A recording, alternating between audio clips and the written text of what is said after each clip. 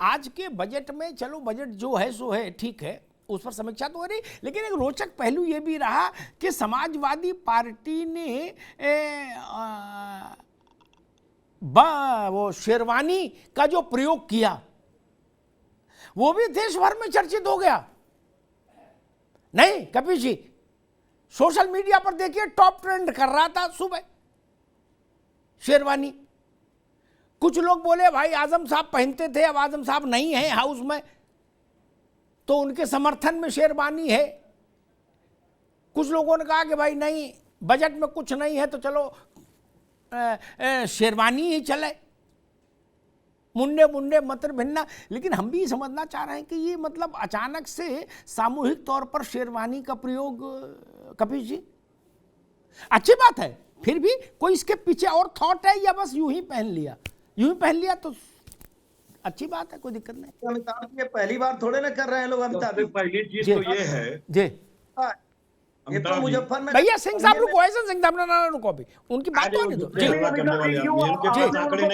जी, आप उनको क्यों नहीं रोके? ऐसा सिंह साहब अभी रुकिए, अभी रुकिए, अभी केवल कपिल श्रीवास्तव। 23 लाख रुपए का सूट पहनने वाले लोग जी, हिंदुओं का पलायन, ये शेरवानी कहाँ पहनेंगे? नाराजगी में सेकुलर मुल्क में हिंदू राष्ट्र खोज रहे हैं, और केशवानंद भारती के केस में इनको पता नहीं है, और ये बिना किसी तैयारी के बैठने वाले प्रवक्ता हैं। इनका सारा विजन डॉक्यूमेंट की पोल मैंने खोल दिया आपके सामने। जब आप जनता के लिए 2.9% की बेरोजगारी थी, जो बढ़ करके 4.5% हो गई। वाह भाई योगी सरकार, ये बताओ भैया कि अगर आपने इतना रोजगार दे दिया था तो ये बेरोजगारी दर बढ़ कैसे गई उत्तर प्रदेश में? और ये किसी और नहीं, आप अपने विजन डॉक्यूमेंट से कह रहा हूँ, जिसमें आपने पिछले बार कहा कि हम 2.9% पे ला दिए बेरोजगारी दर, तो आप 4.5% कैसे है? 4 करोड़ ठीक है, मैं दोनों लोग रुकिए, अभिमन्यु त्यागी, कपिल बाबू अभी रुकिए, अभिमन्यु त्यागी, जो चीजें आंख से दिखती हैं, आप लोग ऐसा हौसला कहां से लाते हो कि जो चीज आंख से दिखे उसको भी नकार दो? मैं सारे राजनेता को कह रहा हूँ, चूंकि आपका टर्न है इसलिए आपसे पूछ रहा हूँ ये बात। मतलब ये एक बड़ी विशिष्ट क्षमता है। हमारी जैसा आदमी हो तो वो तो भाई विक्षिप्त हो जाए, वो कहीं जो चीज दिख रही है, ये गिलास है, मैं कैसे कह दूं कुछ नहीं, मैं तो कहना पड़ा कि गिलास है। लेकिन राजनेता ये क्षमता कैसे विकसित करते हैं? इसके लिए कौन सा कोर्स होता है, क्या है मसला?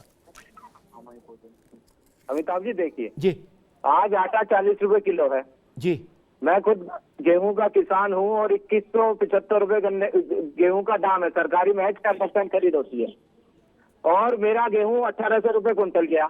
ऐसे किसानों की कैसे फसल जो है वो दुगने दाम पे जाएगी? किसानों की कैसे आमदनी बढ़ेगी?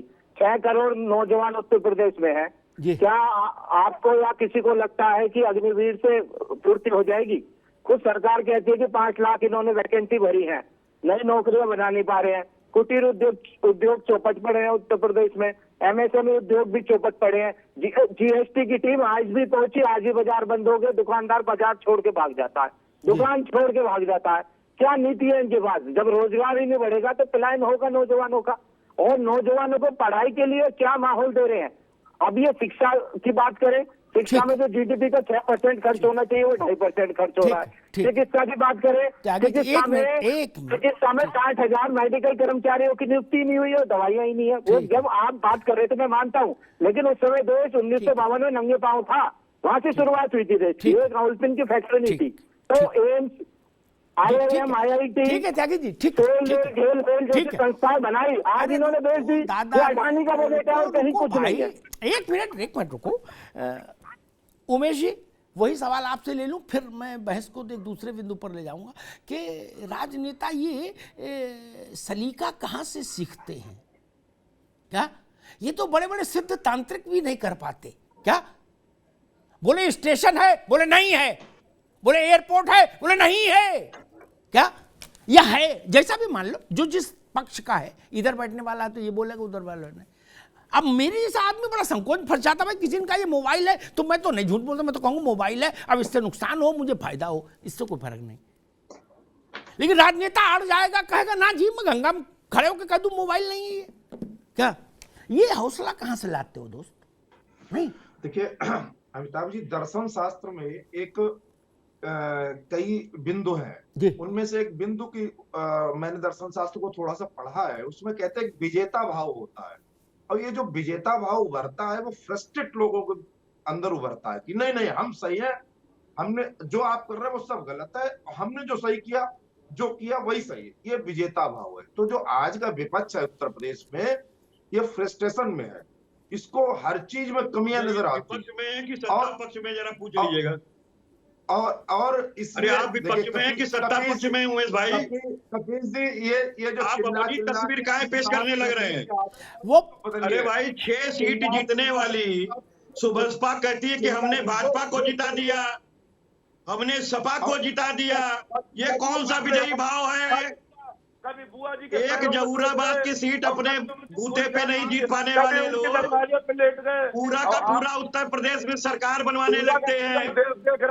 और विजयी भाव देख लीजिए, रेवड़ी लेने के लिए विजयी भाव दूसरी तरफ चला जाता है। अरे भाई अमिताभ जी ने आपको शुभकामनाएं दी, हम भी देते हैं।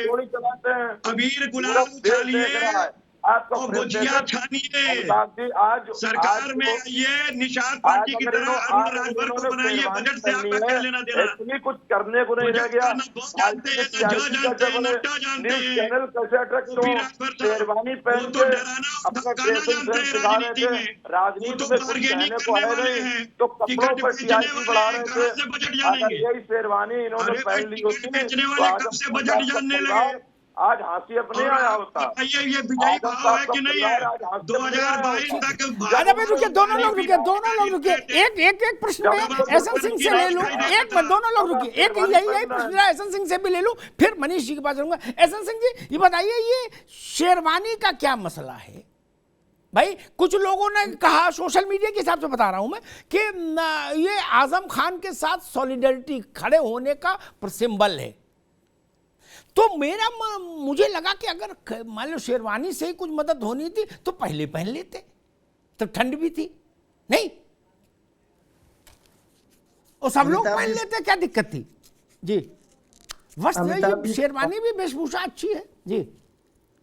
अमिताभ जी, शेरवानी का मतलब ये है कि तुष्टीकरण की राजनीति करना, और तुष्टीकरण की राजनीति इस तरह से करना कि आज जो MY फैक्टर वाले भी जब साथ छोड़ देते हैं, और जहां वाई है आजमगढ़, गजब। शेरवानी मुसलमान हो जाएगा क्या पहनने से? ना, जवाहरलाल नेहरू शेरवानी पहनते थे यार। नहीं,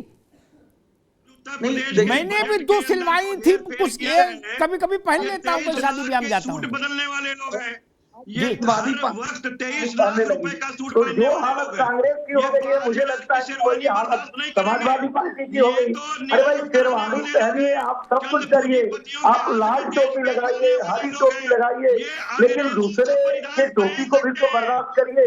धोती कुर्ता भी एक बार तो पहनिए, बहुत बड़ा पहनावा धोती कुर्ता है। अमिताभ जी, उत्तर प्रदेश के लोग धोती कुर्ता भी पहनते हैं, मुझे लगता है कि अखिलेश को धोती कुर्ता भी एक बार पहन के आना चाहिए, और धोती कुर्ता वालों का सम्मान करना चाहिए। लेकिन धोती कुर्ता पहन लेंगे तो फिर दिक्कत हो जाएगी। इस नाते अमिताभ जी शेरवानी पहन लें, और कपिल जी को बताइए कि अब चाहे शेरवानी पहन लें, एम भी साथ छोड़ दिया है, वाई भी साथ छोड़ दिया है। आज एम भी साथ छोड़ दिया, वाई भी साथ छोड़ दिया। विकास कपिल जी रुकिए, एक मिनट रुकिए। ऐसा सिंह, एक बात बताइए, शेरवानी भारतीय परिधान है। जब भारत विभाजित नहीं हुआ था तब आजादी की लड़ाई में तमाम इस देश के बड़े नायक शेरवानी पहन रहे थे, तो शेरवानी को भी हिंदू मुसलमान कैसे कर दोगे यार? नहीं अमिताभ जी देखिए, सारे परिधान भारत के हैं, ऐसा नहीं है कि और धोती कुर्ता भारत का परिधान नहीं है, हाथ में कलावा बांध लेना भारत का परिधान नहीं है, या मथुरा काशी का नाम लेना भारत नहीं है। लेकिन मथुरा काशी का नाम लेने से इनकी सरकार घिर जाती थी, आप देख लेंगे। हाथ में कलावा बांध लेने से इनकी सरकार घिर जाती, और धोती कुर्ता अगर पहन ले तो निश्चित तौर पे पूरे जीवन भर इनकी सरकार नहीं आएगी। तो मुझे लगता है कि आप सभी का सम्मान करिए। इस देश में यही तो विविधताओं का देश है, विविधता में एकता किसको कहते हैं? लेकिन आप एकता में विविधता दे रहे हैं, आप अलग अलग बात कर रहे हैं, दूसरे को नाराज कर रहे हैं। ठीक, अब रुकना होगा, अब दोनों मित्रों को रुकना होगा। मैं मनीष हिंदवी के पास चलूंगा, लेकिन जो बात एक मिनट, कपिश जी कह रहे थे हाफ पैंट वाला, ये फ्रेज अब बदल गया, अब फुल पैंट है उधर भी, इसलिए हाफ पैंट वाला छोड़ो, अब फुल पैंट है, ड्रेस बदल गई है, ये अपडेटेड रहो सब लोग।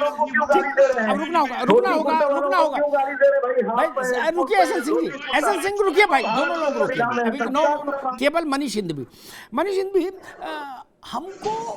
हम लोग शायद ये नहीं सीख पाए,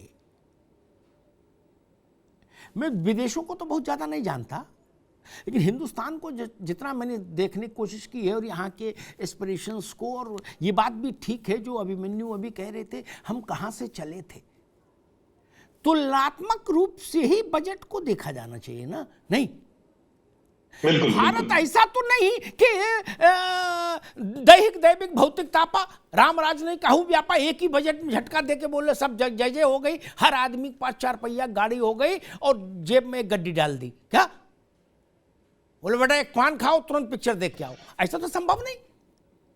बिल्कुल हमारे आपकी जिंदगी में तो नहीं संभव, आगे 100 साल बाद अमेरिका हो जाए अलग बात है, लेकिन हमारी जनसंख्या जितनी है और जिस पर स्थिति से है, क्या रिलेटिवली बजट को देखने का सलीका अभी हम लोग नहीं सीख पाए। इसका एक ही उदाहरण दे रहा हूं कि अगर मान लीजिए इटावा में या कहीं भी मान लो, आप कोई आजमगढ़ ही ले लो, कोई सबसे पिछड़ा इलाका ले लीजिए, वहां आज से 10 साल पहले रोड कैसी थी, आज कैसी है। वहां 10 साल पहले कारोबार कैसा था, आज कैसा है। वहां एसटीडी की लाइन में लोग 3-3 घंटा टेलीफोन का वेट करते थे कि नहीं करते थे। इस दृष्टि से हम लोग बजट नहीं देखते मनीष जी। नहीं, एकदम सत्य कह रहे हैं आप। मैं एक छोटी सी बात यहाँ बढ़ाना चाहूंगा कि वो तो देखिए, बाकी तो सियासी लोगों के देखने का नजरिया एकदम अलग है और हमारे आपके देखने का नजरिया अलग है। जैसे ट्रिलियन इकोनॉमीज की आप बात करिए तो आप देखेंगे कि यूएसए को अपना पहला ट्रिलियन बनाने में बहुत वक्त लगा, दूसरा ट्रिलियन बनाने में उससे थोड़ा वक्त लगा, 5वां 6वां 7वां बनाने में वक्त कम होता चला गया। होता क्या है कि रफ्तार विकास की, जैसे हम जब आजाद हुए तो हमारी बहुत बुरी हालत थी, ना हमारा प्राइमरी सेक्टर अच्छा था, ना सेकेंडरी अच्छा था, ना टर्शरी सेक्टर अच्छा था, बहुत बुरे हालात में देश थे। जैसे जैसे विकास का पहिया घूमता है फिर वो एक रास्ता पकड़ लेता है और तेजी से चलता है। दूसरी बात यह है कि भारत को आप सिर्फ, मतलब मैं बार बार इस बात को कहता हूं, जीडीपी के आंकड़ों से नहीं देखना चाहिए, सिर्फ रोडों से नहीं देखना चाहिए। हमारे यहाँ असमानता बढ़ती चली जा रही है, कुछ लोगों के हाथ में बहुत पैसा, कुछ लोगों के हाथ में बिल्कुल नहीं।